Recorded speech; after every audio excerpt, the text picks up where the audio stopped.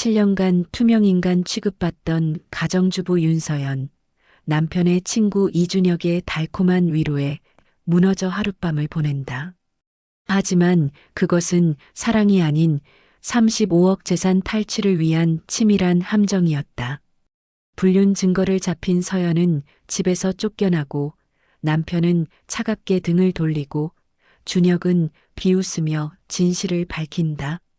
모든 것을 잃고 바닥에 떨어진 그녀, 하지만 이제 그녀는 안다. 진짜 게임은 지금부터라는 것을.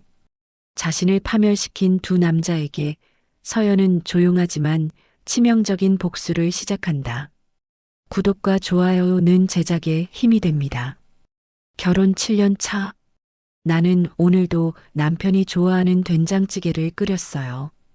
파를 송송 썰어 넣고 간을 맞추고 정성스럽게 상을 차렸죠. 하지만 강민준, 내 남편은 한 숟가락 뜨고는 핸드폰만 들여다봤습니다. 여보, 오늘 회사에서 무슨 일 있었어? 응, 대답인지 신음인지 모를 소리만 돌아왔어요. 나는 더 이상 묻지 않았습니다. 어차피 대답은 없을 테니까요. 강민주는 IT 스타트업을 운영하는 사업가예요. 자수성가했다는 자부심이 강하고 일에 대한 열정도 대단하죠. 처음 만났을 때는 그런 모습이 멋있어 보였어요. 야심만만하고 자신감 넘치고 미래를 향해 달려가는 남자. 나는 그에게 반했습니다. 하지만 결혼 후 그 야심은 나를 향하지 않았어요. 민준에게 나는 성공한 남자의 아내라는 액세서리에 불과했습니다. 명문대를 나와 대기업에 다니던 나에게 민준은 말했죠. 당신이 집에서 나를 뒷바라지해주면 내가 더 큰 성공을 이룰 수 있어. 우리 미래를 위해서야. 나는 그 말을 믿었어요. 회사를 그만두고 현모양처가 되기로 했습니다. 하지만 7년이 지난 지금 민준의 회사는 연 매출 200억을 넘어섰고 우리 집은 타워 팰리스로 이사했지만 나는 투명 인간이 되어 있었어요. 여보, 다음 주 우리 결혼 기념일인 거 알지? 저녁 식사 후 나는 조심스럽게 말을 꺼냈습니다. 아, 그래? 미안한데 그날 중요한 투자 미팅이 있어서 나중에 따로 챙겨줄게. 그래요. 나는 설거지를 하며 눈물을 삼켰어요. 작년에도 재작년에도 같은 대답을 들었거든요. 나중에는 결코 오지 않았습니다. 4월의 어느 날 초인종이 울렸어요. 형수님, 저예요. 준혁이요. 이준혁. 민준의 대학 동창이자 회사 공동 창업자였죠. 민준보다 한 살 어리지만 언제나 공손하고 예의 바른 사람이었어요. 회사 일로 가끔 우리 집에 들르곤 했습니다. 민준 씨는 아직 안 오셨어요. 들어오세요. 아, 형이 30분 정도 늦는다고 연락 왔어요. 기다려도 될까요? 물론이죠. 커피 드릴게요. 나는 준혁을 거실로 안내하고 커피를 내왔습니다. 준혁은 항상 따뜻한 미소를 지었어요. 민준과는 다르게 그는 내 눈을 보며 이야기했습니다. 형수님이 내려주시는 커피가 제일 맛있어요. 역시 손맛이 다르시네요. 그냥 인스턴트 믹스인데요. 그래도 정성이 느껴져요. 사소한 칭찬이었지만 나는 이상하게 기분이 좋아졌어요. 언제가 마지막이었을까요? 누군가가 내가 한 일에 대해 고마워하고 칭찬해 준 게. 그날 이후로 준혁은 더 자주 우리 집에 들렀어요. 민주는 항상 늦었고 나는 준혁과 둘이 있는 시간이 많아졌습니다. 요즘 표정이 안 좋으신 것 같아요. 어느 날 저녁 준혁이 조심스럽게 물었어요. 그냥 좀 피곤해서요. 형이 요즘 너무 바쁘죠? 형수님께 소홀한 것 같아서 제가 다 미안해요. 준혁의 목소리에는 진심 어린 걱정이 담겨 있었어요. 나는 고개를 들어 그를 바라봤습니다. 그의 눈빛은 따뜻했어요. 민준에게서는 본 적 없는 나를 사람으로 봐주는 시선이었습니다. 괜찮아요. 이게 제 선택이니까요. 하지만 형수님도 행복할 권리가 있잖아요. 그 말에 나는 아무 대답도 하지 못했어요. 행복할 권리. 나에게도 그런 게 있었나요? 나는 너무 오랫동안 잊고 살았던 것 같았습니다. 결혼기념일 당일, 민주는 역시나 회식이 있다며 집에 오지 않았어요. 나는 혼자 케이크 한 조각을 먹으며 발코니에 서 있었습니다. 서울의 야경은 화려했지만 내 마음은 텅 비어 있었어요. 초인종 소리가 울렸습니다. 형수님, 저예요. 준혁이었어요. 그는 작은 꽃다발을 들고 있었습니다. 이게 뭐예요? 결혼 기념일이잖아요. 형이 못 챙기는 거 알아서. 제가 대신, 나는 눈물이 핑 돌았어요. 남편도 아닌 사람이 내 결혼 기념일을 기억해 주다니. 들어오세요. 우리는 발코니에 나란히 앉았습니다. 준혁은 내가 준비한 와인을 한 잔 따라 마시며 말했어요.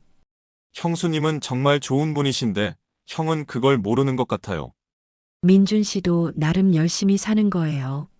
하지만 가장 소중한 사람을 잃어버리면서까지 성공할 필요는 없잖아요. 그의 말이 가슴에 박혔어요. 나는 정말 소중한 사람이었을까요? 민준에게? 준혁 씨, 네, 고마워요. 이렇게 신경 써줘서. 형수님이야말로. 항상 고생이 많으세요.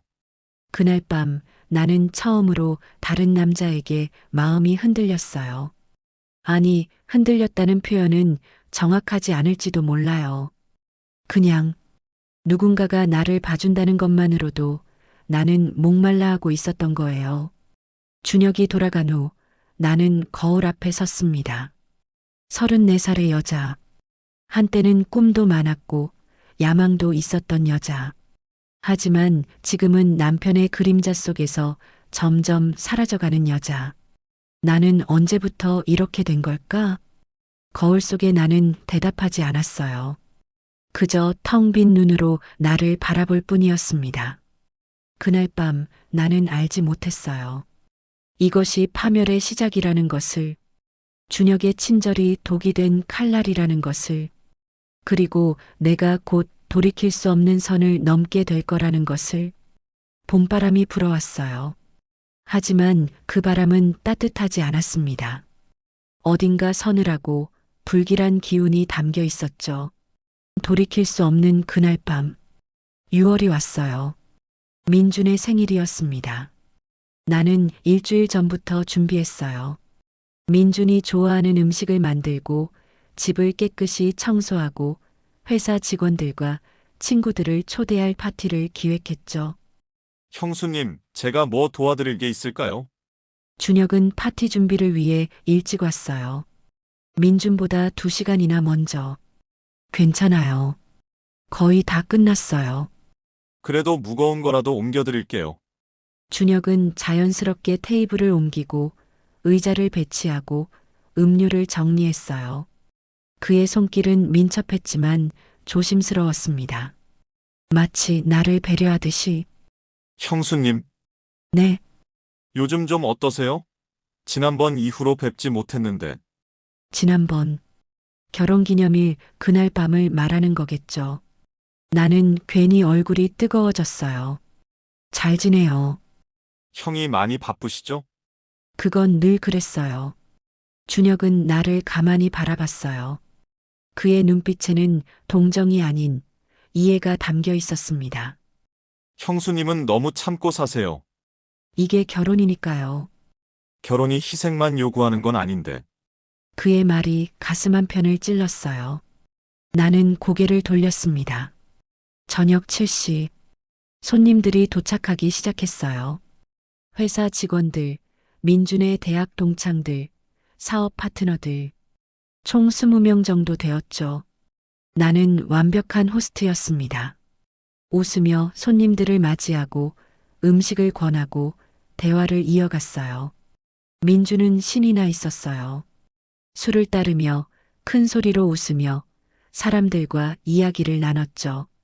하지만 나를 쳐다본 건 딱 한 번뿐이었어요. 수고했어. 그게 전부였습니다. 파티는 자정이 넘어서야 끝났어요. 손님들이 하나둘 떠나고 마지막까지 남은 건 준혁뿐이었습니다. 형, 제가 정리 좀 도와드릴게요. 아니야. 난 너무 취했어. 먼저 들어가서 자야겠다. 민주는 비틀거리며 침실로 들어갔어요. 쿵 하는 소리와 함께 침대에 쓰러지는 소리가 들렸죠.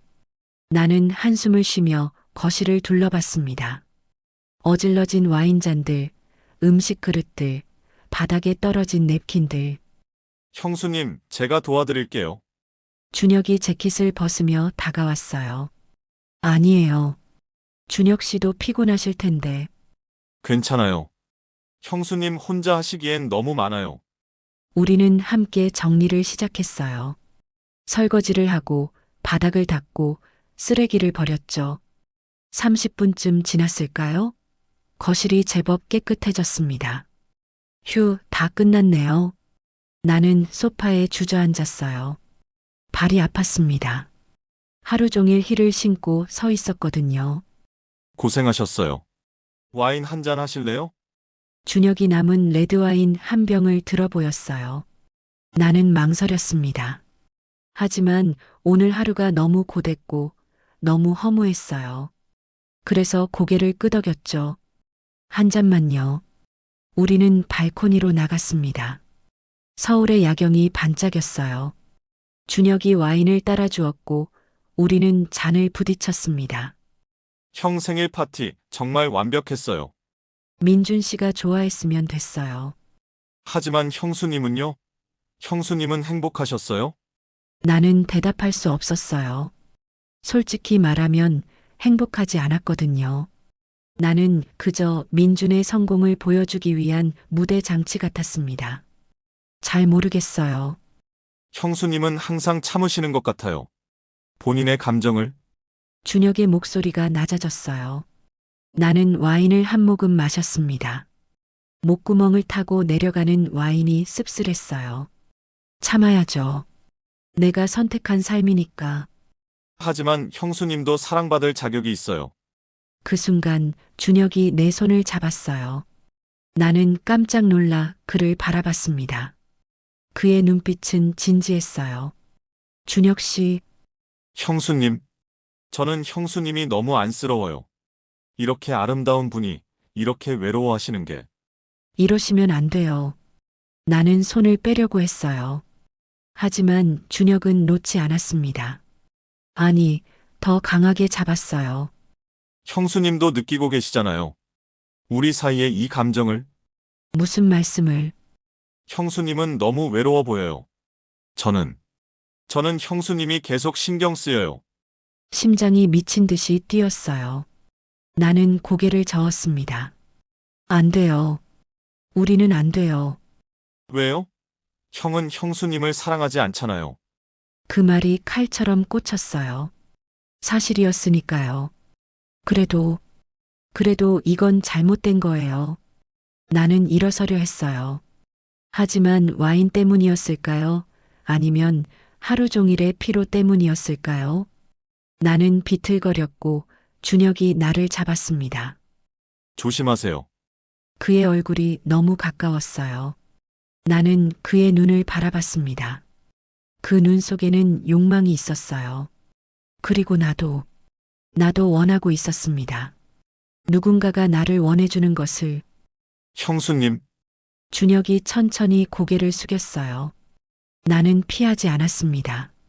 아니, 피할 수가 없었어요. 우리는 키스했습니다.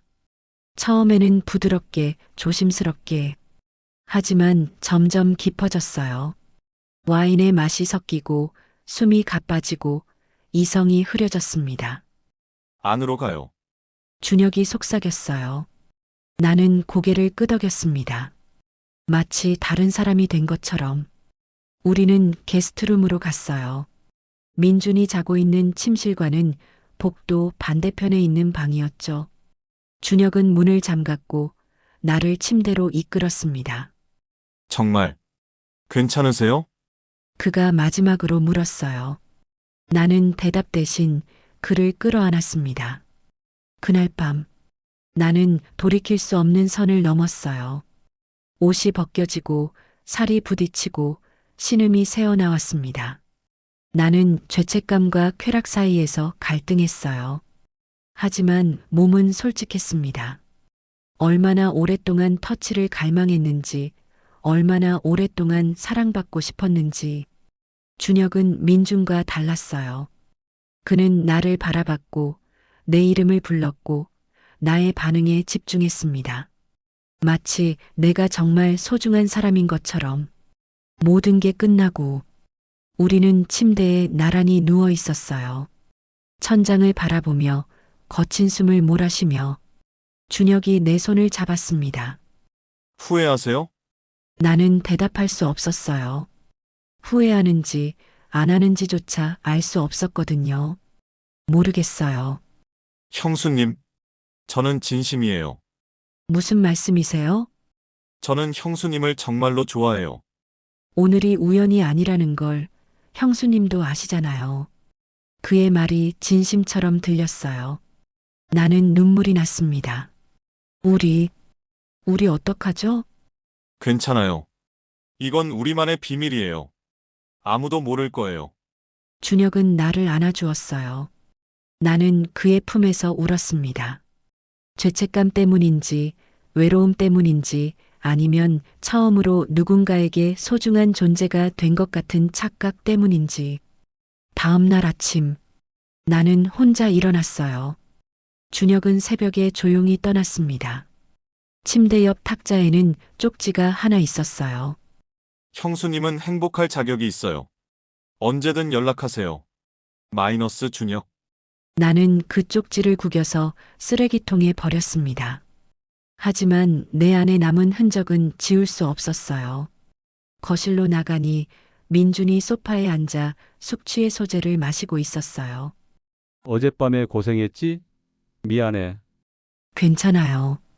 다음엔 내가 잘할게. 민준은 내 머리를 쓰다듬었어요. 하지만 그 손길이 낯설게 느껴졌습니다. 아니, 역겨웠어요. 나는 몸을 피했습니다.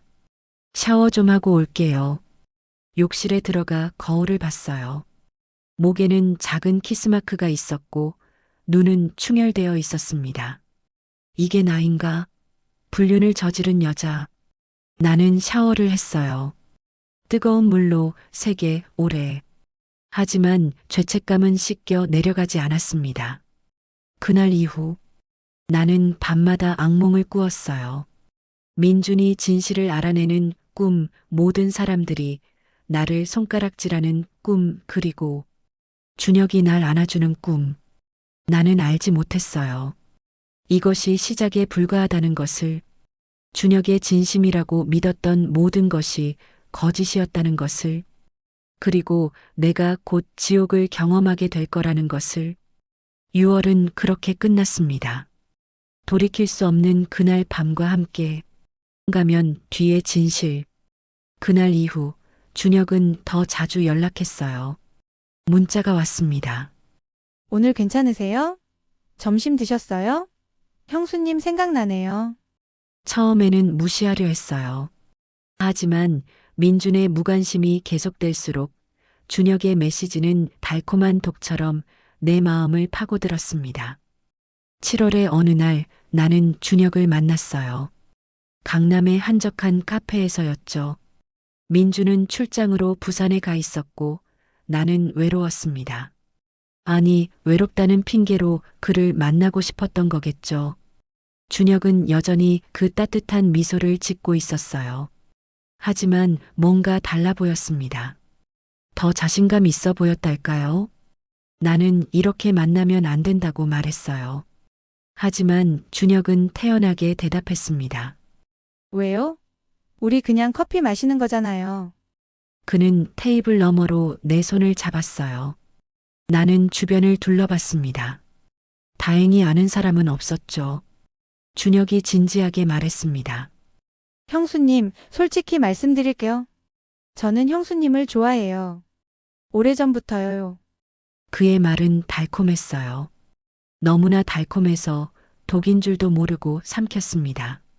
나는 우리는 안 된다고, 나는 민준의 아내고 당신은 민준의 친구라고 말했어요. 그럼 이혼하세요. 나는 깜짝 놀라 그를 바라봤어요. 그는 진심이었습니다. 형과 이혼하고 자기와 함께 새 출발을 하자고 했어요. 미쳤냐고, 그게 말이 되냐고 물었습니다. 왜 안 돼요? 형수님은 이미 불행하잖아요. 7년 동안 참고 살았잖아요. 준혁의 눈빛이 진지했어요. 나는 당황했습니다. 이혼? 그건 생각해 본 적도 없었거든요. 아니, 생각하지 않으려고 했던 걸지도 몰라요. 시간을 달라고 말했습니다. 알겠어요. 기다릴게요. 준혁은 내 손에 키스했습니다. 카페 안에서 대낮에 나는 얼굴이 빨개져서 손을 뺐어요. 그날 이후로 준혁은 계속해서 이혼을 종용했어요. 문자로, 전화로 만날 때마다 제주도로 떠나자고, 자기가 지켜주겠다고, 사랑한다고. 나는 혼란스러웠어요. 정말로 준혁이 날 사랑하는 걸까? 아니면 나는 그저 외로움에 착각하고 있는 걸까? 8월 말 나는 준혁의 차를 타고 한강을 드라이브하고 있었어요. 민주는 또 야근이었고 나는 집에 혼자 있기 싫었습니다. 준혁이 화장실에 간 사이 나는 차 안에서 기다렸어요. 그때 조수석 서랍이 살짝 열려 있는 게 보였습니다. 원래는 보지 말아야 했어요. 하지만 호기심이 생겼습니다. 나는 서랍을 열었어요. 그 안에는 사진이 한 장 있었습니다. 준혁과 낯선 여자. 아니, 낯선 여자는 아니었어요. 작년 회사 창립 파티에서 본 여자였습니다. 준혁이 회사 변호사라고 소개했던 사람. 사진 속 두 사람은 너무나 친밀해 보였어요. 준혁이 그녀를 안고 있었고 그녀는 준혁의 뺨에 키스하고 있었습니다. 사진 뒷면에는 글씨가 적혀 있었어요. 준혁아, 우리 안나를 위해. 사랑해. 지우. 심장이 멎는 것 같았어요. 준혁이 돌아왔습니다. 나는 사진을 들어 보였어요. 이게 뭐냐고 물었습니다. 준혁의 얼굴이 굳었어요. 순간적으로 당황하는 게 보였지만 그는 금방 미소를 지었습니다. 옛날 사진이라고, 오해라고 말했어요. 하지만 나는 이미 뒷면의 날짜를 봤어요. 3달 전 사진이었습니다. 거짓말하지 말라고, 이 여자가 누구냐고 다그쳤습니다. 준혁은 박지우라고, 회사 변호사이고 그냥 친한 동료라고 대답했어요. 동료가 이렇게 키스해요? 내 목소리가 떨렸어요. 준혁은 한숨을 쉬며 잠시 침묵했습니다. 그리고 마지못해 말했어요. 맞다고, 지우와 과거의 사귀었지만 이미 끝난 관계라고. 반년 전에 끝났다고. 하지만 사진 날짜는 3달 전이었습니다. 나는 그걸 지적했어요. 준혁의 얼굴이 굳었습니다. 더 이상 따뜻한 미소는 없었어요. 그는 차가운 표정으로 나를 바라봤습니다. 형수님, 그렇게 캐물으시면 곤란한데요. 목소리가 달라졌어요. 뭐가 곤란하냐고 물었습니다. 형수님도 저랑 자잖아요. 우리 똑같아요. 그 말에 나는 말문이 막혔어요. 준혁의 목소리가 완전히 달라졌습니다. 따뜻함은 사라지고 차갑고 냉소적인 톤이었어요. 아니, 우리는 다르다고, 나는 당신이 진심이라고 믿었다고 말했습니다. 진심? 하하, 형수님. 세상에 공짜는 없어요. 형수님은 외롭고 불쌍해 보여서 제가 위로해드린 거예요. 그게 전부예요. 마치 칼로 찌르는 것 같았어요. 나는 눈물이 났습니다. 차 세우라고, 내리겠다고 말했어요.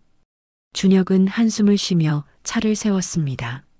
나는 문을 열고 뛰쳐나갔어요. 뒤에서 준혁이 오해라고 불렀지만 나는 돌아보지 않았습니다.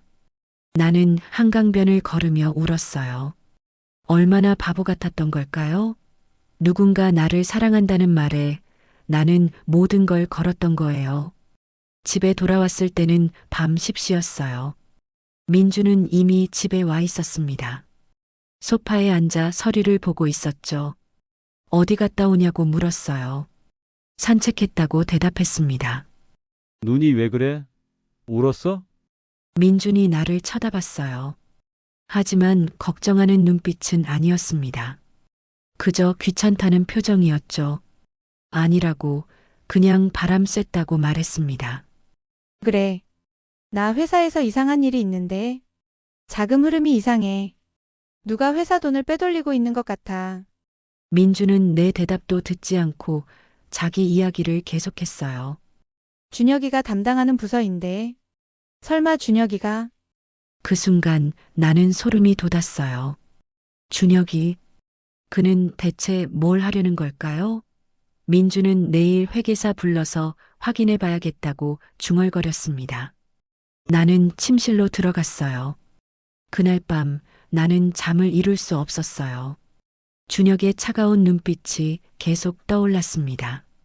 그리고 박지우라는 여자. 그녀는 대체 누구일까요? 다음 날 아침 민준이 출근하고 나는 컴퓨터를 켰어요. 박지우를 검색했습니다. 검색 결과가 나왔어요. 서울의 한 로펌에서 일하는 29살 변호사.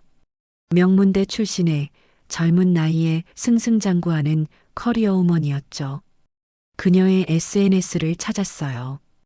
비공개 계정이었지만 프로필 사진은 볼 수 있었습니다. 사진 속 그녀는 세련되고 차가워 보였어요. 준혁과 어울리는 스타일이었죠. 나는 더 파고들었어요. 준혁의 SNS, 회사 홈페이지, 과거 기사들, 그리고 1년 전 기사를 발견했습니다. IT 스타트업 강민준 대표, 공동 창업자 이준혁과 함께 100억 투자 유치. 사진 속에는 민준과 준혁, 그리고 박지우가 있었어요. 기사에는 법률 자문을 맡은 박지우 변호사라고 나와 있었습니다. 그들은 원래 알던 사이였어요. 그리고 함께 일하고 있었죠. 나는 등골이 오싹해졌어요. 이건 우연이 아니야. 뭔가 계획된 것 같아. 바로 그때 전화가 울렸습니다. 모르는 번호였어요. 나는 조심스럽게 받았습니다. 여자 목소리였어요. 차갑고 또렷한 목소리. 윤서연 씨죠? 박지우예요. 이준혁이. 아니, 그냥 박지우라고 해요. 심장이 쿵쾅거렸어요.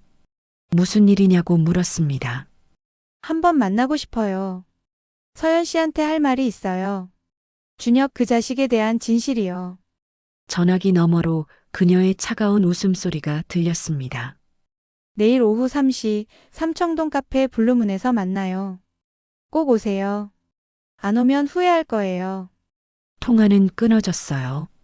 나는 전화기를 든 채 멍하니 서 있었습니다. 박지우. 그녀는 대체 무슨 말을 하려는 걸까요? 그날 밤 나는 또 악몽을 꾸었어요. 준혁과 박지우가 웃으며 나를 손가락질하는 꿈. 민준이 차갑게 나를 밀어내는 꿈. 그리고 나는 끝없는 어둠 속으로 떨어지는 꿈. 식은땀을 흘리며 깼을 때는 새벽 4시였습니다. 창밖을 봤어요. 서울은 아직 잠들어 있었습니다. 하지만 나는 더 이상 잠들 수 없었어요. 불안과 두려움이 온몸을 감쌌습니다. 9월이 다가오고 있었어요. 그리고 나는 아직 몰랐습니다. 진짜 지옥은 이제부터라는 것을. 모든 것은 계획이었다. 다음 날 오후 3시. 나는 삼청동 카페 블루문 앞에 서 있었어요. 손이 떨렸습니다. 들어가야 할까 말아야 할까? 하지만 호기심과 불안이 나를 밀어 넣었어요. 문을 열고 들어갔습니다. 구석자리에 여자가 앉아 있었어요. 박지우. 사진에서 본 것보다 훨씬 더 세련되고 차가워 보였습니다. 검은색 블라우스에 짙은 회색 바지, 그리고 완벽하게 빗어넘긴 머리. 그녀는 마치 법정에 서는 것처럼 완벽했어요. 앉으세요. 그녀가 맞은편 의자를 가리켰어요. 명령하는 듯한 톤이었습니다. 나는 조심스럽게 앉았어요. 처음 뵙겠다고 인사했습니다. 그녀는 짧게 대답했어요. 알아요. 사진으로 봤어요. 준혁 그 새끼 폰에서. 그녀의 말투는 거칠었어요. 무슨 사진이냐고 물었습니다. 당신이 자고 있는 사진이요. 게스트룸 침대에서. 머릿속이 하얘졌어요. 준혁이 그날 밤 나를 몰래 찍었단 말인가요? 그럴 리가 없다고 말했지만 박지우는 차가운 눈으로 나를 바라봤습니다. 믿기 쉽겠죠. 나도 처음엔 안 믿었어요. 내 남자친구가 다른 여자랑 잤다는 게. 그녀는 3년째 사귀는 중이라고 말했어요. 나는 숨이 막혔습니다. 3년? 그럼 준혁은 나한테 거짓말을 한 거예요. 끝난 관계가 아니라 현재 진행형이었던 거죠. 하지만 준혁이 나한테 사랑한다고 했다고, 그렇게 말했다고 중얼거렸습니다. 사랑? 하하. 박지우가 비웃었어요. 그 사랑은 가짜라고, 준혁은 나를 사랑한 적 없고 그냥 이용한 거라고 말했습니다. 그녀는 핸드폰을 꺼냈어요. 그리고 문자 메시지들을 보여줬습니다. 준혁이 박지우에게 보낸 문자들이었어요. 형수님 공략 성공. 예상보다 쉬웠어.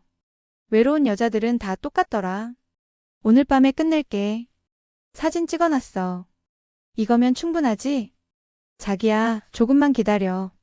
곧 우리가 회사 주인이 될 거야. 나는 손이 떨렸어요. 메시지를 읽을수록 세상이 무너지는 것 같았습니다. 이게 진짜냐고 물었어요. 박지우는 고개를 끄덕였습니다. 진짜라고. 준혁은 나와 자기 직전에 자기한테 전화했다고, 지금부터 연극 시작한다고 말했다고 했어요. 나는 화장실로 뛰어가 토했습니다. 먹은 게 없어서 쓴물만 나왔어요. 거울을 봤습니다. 창백한 얼굴, 충혈된 눈. 나는 얼마나 바보 같았던 걸까요? 자리로 돌아왔을 때 박지우는 여전히 차갑게 앉아 있었어요. 나는 물었습니다. 그럼 왜 저한테 이걸 말해주는 거냐고, 당신도 준혁이랑 한패 아니었냐고. 맞아요. 나도 공범이었죠. 박지우가 쓴웃음을 지었어요. 처음에는 재미있었다고, 멍청한 아내를 속이고 큰 돈을 벌 수 있다니, 자기는 변호사고 준혁은 사업가고 완벽한 팀이었다고 말했습니다. 그런데요? 그런데 준혁 그 새끼가 배신했어요. 박지우의 목소리가 떨렸어요. 차가움 뒤에 분노가 숨어 있었습니다. 그녀는 계획을 설명했어요. 나를 이용해서 민준을 협박하고 지분을 넘기게 만드는 거였다고. 하지만 준혁은 혼자 다 먹으려고 했다고, 자기한테는 변호사 수임료만 주고 끝내려 했다고. 3년 동안 같이 있었는데 나를 그냥 도구로만 본 거죠. 박지우의 눈에 눈물이 맺혔어요. 하지만 그녀는 흘리지 않았습니다. 대신 더 차갑게 웃었어요. 그래서 복수하려 한다고, 준혁한테도, 그리고 자기를 이용하려 한 모든 남자들한테 복수하려 한다고 말했습니다. 나는 이해했어요. 우리 같이 준혁을 무너뜨리자고 제안하는 거였죠. 어떻게 하냐고 물었습니다. 증거가 있어요. 준혁이 회사 돈을 빼돌린 증거. 횡령 금액만 20억이에요. 박지우는 준혁이 민준 몰래 회사 자금을 조금씩 빼돌렸다고, 그 돈으로 비트코인을 샀다고 설명했어요. 지금은 40억이 넘을 거라고. 그걸 민준한테 말하면 되냐고 물었지만 박지우는 고개를 저었습니다. 그건 나중 문제고요. 일단 우리한테 더 급한 게 있어요. 뭔데요? 민준 씨가 이미 알아요. 당신 불륜. 심장이 멎는 것 같았어요. 박지우는 준혁이 일부러 흘렸다고, 민준한테 힌트를 줬다고 말했습니다. 그리고 민준은 지난 2주 동안 사설 탐정을 고용해서 나를 미행시켰다고, 사진도 다 찍혔다고. 나는 무너졌어요. 정말로 모든 게 끝난 거예요. 박지우는 내일 민준이 나한테 이혼 서류를 들이밀 거라고 재산 분할 없이 위자료 없이 나를 쫓아낼 거라고 말했습니다. 그럼 어떡해요? 저는 어떻게 해야 해요? 싸워요. 박지우가 단호하게 말했어요. 가만히 당하지 말라고, 준혁을 끌어내리라고, 횡령 증거 공개하고 사기 혐의로 고소하라고 말했습니다. 하지만 그게 저한테 무슨 도움이 되는데요? 민준 씨는 체면을 중시하는 사람이에요. 만약 준혁의 범죄가 드러나면 당신도 피해자가 되는 거예요. 계획적으로 접근한 사기꾼한테 속았다는 스토리로 바뀌죠. 조금 희망이 보였어요. 아주 작은 희망이지만 박지우가 명함을 내밀었습니다. 연락 기다릴게요. 우리 둘 다 이용당했어요. 이제 갚아줄 차례예요. 집으로 돌아왔을 때는 저녁 6시였어요. 민주는 이미 와 있었습니다. 소파에 앉아 차가운 눈으로 나를 바라보고 있었어요. 어디 갔다 왔냐고 물었습니다. 산책했다고 대답했어요. 산책? 누구랑? 나는 숨이 막혔어요. 민준이 알고 있는 게 분명했습니다. 혼자라고 대답했지만 민준은 거짓말하지 말라며 테이블 위에 서류 봉투를 던졌습니다. 나는 떨리는 손으로 봉투를 열었어요. 안에는 사진들이 가득했습니다. 준혁과 키스하는 나, 준혁과 호텔로 들어가는 나, 준혁의 차 안에서 웃고 있는 나, 그리고 침대 사진까지. 변명하지 마. 다 봤어. 2주 동안 너 미행시켰거든. 민준의 목소리는 차가웠어요. 화가 나 있다기보다는 역겨워하는 것 같았습니다. 나는 이건 오해라고 들어보라고 말하려 했지만 민준은 더 많은 사진을 던졌습니다. 준혁이가 보내줬어. 형 미안하다. 참을 수가 없었다면서. 하. 민준이 비웃었어요. 7년 동안 날 믿었는데 내 친구랑 내 집에서 그런 짓을 했냐며 소리쳤습니다. 나는 제발 들어보라고, 내가 이용당한 거라고, 준혁이 날 속인 거라고 말하려 했지만 민준은 듣지 않았어요. 닥쳐. 변명하지 마. 역겹거든. 당장 짐 싸서 나가. 민준은 내일 오전에 변호사 사무실로 오라고, 이혼 서류 준비해 놨다고, 재산 분할도 위자료도 없다고 말했습니다. 거부하면 이 사진들 전부 공개할 거라고, 내 부모님한테도 보낼 거라고 협박했어요. 나는 무릎이 꺾였어요. 바닥에 주저앉았습니다. 제발 한 번만 기회를 달라고 빌었지만 민주는 차갑게 말했습니다. 기회? 넌 이미 다 썼어. 1시간 안에 나가. 안 나가면 경찰 불러서 내쫓을 거야. 민주는 침실로 들어가 문을 잠갔어요. 나는 바닥에 앉아 울었습니다. 끝이에요. 정말 끝이었어요. 모든 게 무너졌습니다. 7년의 결혼, 내 자존심, 내 인생. 1시간 후 나는 가방 하나만 들고 집을 나왔어요. 택시를 타고 찜질방으로 갔습니다. 갈 곳이 없었거든요.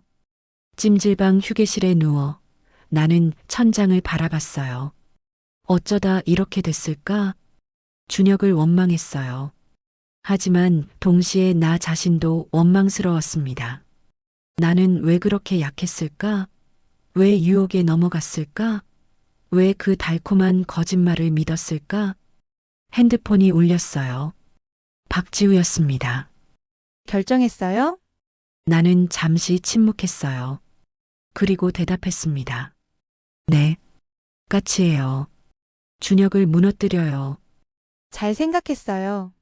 내일 아침 9시 제 사무실로 오세요. 준비할 게 많아요. 통화가 끊어졌어요. 나는 주먹을 꽉 쥐었습니다. 울기는 이제 그만. 이제는 싸울 시간이에요. 준혁, 넌 날 망쳤어. 이제 내가 널 망칠 차례야. 11월의 밤은 추웠어요. 찜질방 밖으로 나가 담배를 피우는 사람들이 보였습니다. 나는 담배를 피우지 않지만 그날은 한 대 피우고 싶었어요. 하지만 참았습니다. 정신을 똑바로 차려야 했으니까요. 휴게실로 돌아와 누웠어요. 눈을 감았습니다. 하지만 잠은 오지 않았어요. 민준의 차가운 눈빛이, 준혁의 비웃는 얼굴이, 박지우의 차가운 미소가 계속 떠올랐습니다. 내 안의 분노는 더 뜨거웠습니다. 그리고 그 분노가 나를 살아있게 했어요. 나는 다시 일어선다. 다음 날 아침 9시, 나는 박지우의 법률사무소에 있었어요. 강남역 근처의 깔끔한 빌딩 8층. 사무실은 생각보다 작았지만 정돈되어 있었습니다. 박지우가 아메리카노를 건네며 앉았어요. 어제와 달리 그녀는 조금 부드러워 보였습니다. 아니, 피곤해 보였다는 게 맞을지도 몰라요. 어젯밤에 민준한테 연락 왔냐고 물었습니다. 그렇다고 오전 10시까지 변호사 사무실로 오래요. 박지우는 예상했다며 노트북을 열었어요. 화면에는 엑셀 파일이 가득했습니다. 이게 준혁의 횡령 내역이에요. 지난 2년 동안 회사 계좌에서 조금씩 빼돌렸어요. 한 번에 1,000만 원씩 20번. 총 20억. 어떻게 이런 걸 알아냈냐고 물었습니다. 박지우는 자기도 공범이었으니까 준혁이 법적 문제 없는지 물어볼 때마다 서류를 받고 몰래 복사해뒀다고 말했어요. 준혁은 나를 믿었어요. 바보처럼. 사랑하는 여자가 배신할 거라곤 생각 못했겠죠. 박지우는 이걸로 경찰에 고소할 거라고, 업무상 횡령죄와 사기죄도 추가할 거라고 말했습니다. 그녀는 또 다른 파일을 보여줬어요. 3명의 여자 사진이 있었습니다. 이 여자들 모두 준혁의 전 피해자들이에요. 사업가 아내들이죠. 준혁은 남편의 친구 행세를 하면서 접근했고 불륜 관계를 만들고 그걸로 협박해서 돈을 뜯어냈어요. 나는 소름이 돋았어요. 준혁은 프로였던 거예요. 나는 그저 또 하나의 먹잇감이었던 거죠. 한 명당 최소 5억씩, 총 15억을 뜯어냈다고 했습니다. 횡령한 20억까지 합치면 35억. 박지우는 이 증거들을 다 경찰에 제출할 거라고, 준혁은 최소 5년은 감옥 갈 거라고 말했어요. 그럼 나는 어떻게 되냐고 물었습니다. 당신은 피해자예요. 준혁한테 계획적으로 속은 거죠. 이 증거들이 있으면 당신도 사기 피해자로 인정받을 수 있어요. 하지만 불륜은 사실이라고, 그건 변하지 않는다고 말했습니다. 박지우는 그래도 상황이 달라진다고, 외로운 아내의 실수가 아니라 사기꾼의 계획적 범죄로 프레임이 바뀐다고 설명했어요. 민준도 생각이 바뀔까요? 박지우는 모른다고, 남자들의 자존심은 복잡하다고 고개를 저었습니다. 하지만 최소한 내가 바람난 여자가 아니라 피해자라는 게 증명되면 재산 분할은 받을 수 있을 거라고 말했어요. 나는 고마워요. 왜 이렇게까지 도와주는지 모르겠지만 고맙다고 말했습니다. 박지우가 나를 가만히 바라봤어요. 그녀의 눈에는 복잡한 감정이 담겨 있었습니다. 우리 같은 여자들이 서로 도와야죠. 남자들한테 이용당한 여자들. 그리고 미안해요. 나도 공범이었잖아요. 당신을 속이는데 일조했으니까. 나는 잠시 침묵했어요. 이제 와서 미안하다는 말이 의미 있을까 싶었지만 우리 같이 끝까지 가보자고 말했습니다. 박지우는 고개를 끄덕였습니다. 10시 30분 나는 민준의 변호사 사무실에 있었어요. 민준은 이미 와 있었고 그의 변호사도 옆에 앉아 있었습니다. 늦었다고 차갑게 말하는 민준. 나는 아무 대답도 하지 않고 앉았습니다. 변호사가 이혼 서류를 밀었어요. 재산 분할 없음. 위자료 없음. 서명 안 할 거예요. 민준이 눈을 크게 떴습니다. 나는 이 조건은 받아들일 수 없다고, 준혁이 더 큰 잘못을 했다고 말하며 가방에서 서류를 꺼냈어요. 박지우가 준비해준 증거 사본들이었습니다. 민준이 서류를 받아들고 읽기 시작했습니다. 점점 표정이 굳어졌어요. 나는 설명했습니다. 준혁이 회사 돈 20억을 횡령했다고, 여러 여성들을 상대로 사기를 쳤다고, 나는 그의 피해자였다고. 말도 안 돼. 준혁이가 왜? 당신 회사 지분을 노렸어요. 저를 이용해서 당신을 협박하고 지분을 넘기게 만들려던 거죠. 민준의 얼굴이 창백해졌어요. 변호사도 서류를 보더니 심각한 표정을 지었습니다. 증거가 진짜냐고 물었고, 나는 오늘 오후에 경찰서에 제출할 거라고, 준혁은 곧 구속될 거라고 대답했습니다. 민준은 침묵했어요. 주먹을 꽉 쥐고 턱을 떨었습니다. 그 새끼가 라고 중얼거렸어요. 나는 내가 바보였다고, 속은 거 인정한다고 하지만 나만 처벌받을 순 없다고, 준혁도 대가를 치러야 한다고 말했습니다. 넌 그래도 잤잖아. 내 친구랑. 민준의 목소리가 떨렸어요. 분노인지 배신감인지. 나는 고개를 끄덕였습니다. 맞다고, 그건 내 잘못이라고, 하지만 민준도 잘못했다고 말했어요. 당신도 잘못했어요. 7년 동안 저를 투명인간처럼 대했잖아요. 저를 사랑한 게 아니라 성공한 남자의 액세서리로 봤잖아요. 민준은 대답하지 못했어요. 변호사가 조심스럽게 이 상황은 복잡하다며 일단 준혁의 범죄부터 확인해 봐야 할 것 같다고 말했습니다. 민준이 한숨을 쉬며 이혼은 보류하자고, 준혁 문제부터 해결하자고 말했어요. 오후 3시 박지우와 나는 강남경찰서에 있었어요. 우리는 모든 증거를 제출했습니다. 횡령 내역, 사기 증거, 피해자 진술서들. 경찰은 즉시 준혁을 소환했어요. 다음 날 준혁이 체포되었다는 소식을 들었습니다. 횡령, 사기, 그리고 협박 혐의였어요. 언론에도 나왔죠. IT 스타트업 공동 창업자 35억 횡령 사기 혐의로 구속. 민준한테서 전화가 왔어요. 봤냐고 물었습니다.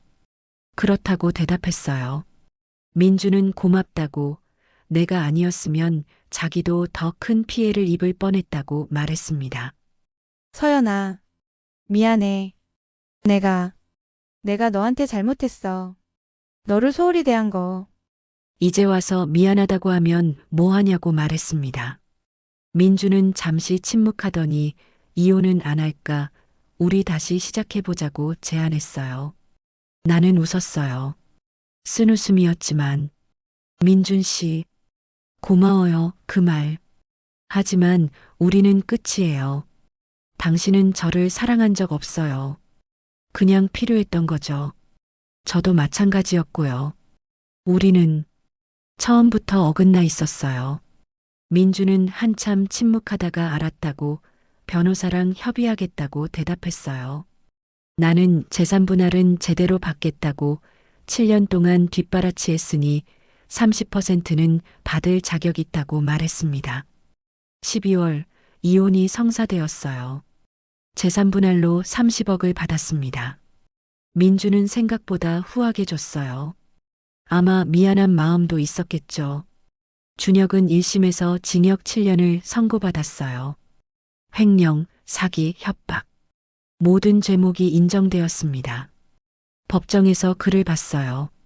수척해진 얼굴로 고개를 숙이고 있었죠. 한때 나를 속였던 그 따뜻한 미소는 어디에도 없었습니다. 박지우도 방청석에 있었어요. 그녀는 준혁을 차갑게 바라봤습니다. 법정을 나올 때 내게 이제 끝났다고 말했어요. 나는 고개를 끄덕였습니다.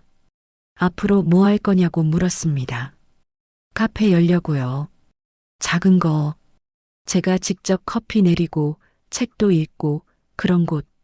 박지우는 좋다며 초대해달라고 말했어요. 나는 물론이라고 대답했습니다. 우리는 악수했어요. 한때 적이었지만 지금은 뭐랄까 동지 같은 사이가 되었습니다. 1월 나는 홍대 근처에 작은 카페를 열었어요. 이름은 새벽. 가장 어둡지만 곧 아침이 온다는 의미로 지었습니다. 오픈 첫날 손님이 별로 없었어요. 하지만 괜찮았습니다. 나는 카운터에 서서 커피를 내리고 창밖을 바라봤어요. 겨울 햇살이 들어왔어요. 따뜻했습니다. 20대로 보이는 여자가 첫 손님으로 들어왔습니다. 아메리카노를 주문했어요. 나는 정성스럽게 커피를 내렸어요. 원두를 갈고 물을 붓고 천천히 추출했습니다. 그 과정이 좋았어요. 마음이 차분해졌습니다. 여자는 오늘 오픈이냐며 대박나라고 웃었어요. 나도 웃었습니다. 진심으로. 그날 저녁 카페 문을 닫고 의자에 앉아 하루를 돌아봤어요. 손님은 10명도 안 왔어요. 수입은 10만 원 정도. 장사로 보면 망한 거죠. 하지만 나는 행복했어요. 정말로 진심으로. 핸드폰을 꺼내 거울 모드로 했습니다. 화면 속 내 얼굴을 봤어요. 주름이 조금 늘었어요. 머리에는 흰머리도 몇 가닥 보였습니다. 하지만 눈빛은 살아있었어요. 예전에 그 텅 빈 눈이 아니었습니다. 수고했어, 서연아. 정말 수고 많았어. 나는 나 자신에게 말했어요. 창밖으로 눈이 내렸어요. 하얀 눈이 조용히 쌓여갔습니다. 나는 그날 밤 처음으로 평화롭게 잠들었어요. 악몽도 없었고 죄책감도 없었습니다. 그저 내일을 기다리는 마음만 있었어요. 6개월 후 새벽 카페는 동네에서 제법 유명해졌어요. SNS에 올라오면서 단골도 생겼고 하루 매출도 50만 원을 넘었습니다. 나는 여전히 혼자였어요. 연애는 할 생각이 없었습니다. 아직은요. 어느 날 카페에 박지우가 왔어요. 오랜만이라며 인사했습니다. 그녀는 요즘 여성 사기 피해자 무료 상담을 해주고 있다고 말했어요. 멋지다고 했더니 그녀는 내 덕분이라고, 나를 보면서 배웠다고, 무너져도 다시 일어설 수 있다는 걸 배웠다고 말했습니다. 우리는 커피를 마시며 이야기를 나눴어요. 준혁 이야기도 민준 이야기도 나왔습니다. 하지만 더 이상 아프지 않았어요. 그저 지나간 과거일 뿐이었습니다. 서연 씨 행복해 보여요. 박지우가 말했어요. 그래요? 나는 물었습니다. 네. 예전에는 눈이 죽어 있었는데 지금은 살아 있어요. 나는 웃었어요. 행복한지는 모르겠다고, 하지만 최소한 나답게 살고 있다고, 처음으로 그렇게 살고 있다고 대답했습니다. 그거면 됐죠. 박지우도 웃었어요. 그녀의 얼굴에도 평화가 보였습니다. 해질녘 나는 카페 문을 닫고 집으로 걸어갔어요. 원룸이지만 내 공간이었습니다. 집에 들어가 샤워를 하고 간단히 저녁을 먹었어요. 그리고 소파에 앉아 책을 읽었습니다. 평범한 하루였어요. 하지만 이 평범함이 좋았습니다. 누군가를 속이지 않아도 되고, 누군가에게 맞추지 않아도 되고, 그저 나로 살 수 있는 하루. 창밖을 봤어요.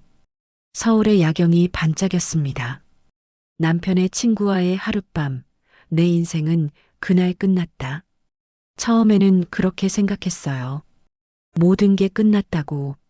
하지만 지금 생각해보면 끝이 아니었어요. 시작이었던 거죠. 진짜 내 인생에. 나는 미소 지으며 책을 덮었습니다. 그리고 속삭였어요. 괜찮아. 이제 괜찮아. 밤은 깊었지만 새벽은 곧 올 것입니다. 그리고 나는 준비되어 있었어요. 다시 일어설 준비가. 아니, 이미 일어섰죠. 침대에 누워 눈을 감았어요. 오늘도 편안한 잠이 올 것 같았습니다. 내일은 또 어떤 손님이 올까? 어떤 이야기를 나누게 될까? 그런 생각을 하며 잠이 들었습니다. 꿈을 꾸었어요. 하지만 악몽이 아니었습니다. 햇살 가득한 카페에서 나는 웃으며 커피를 내리고 있었어요. 그 꿈은 따뜻했습니다.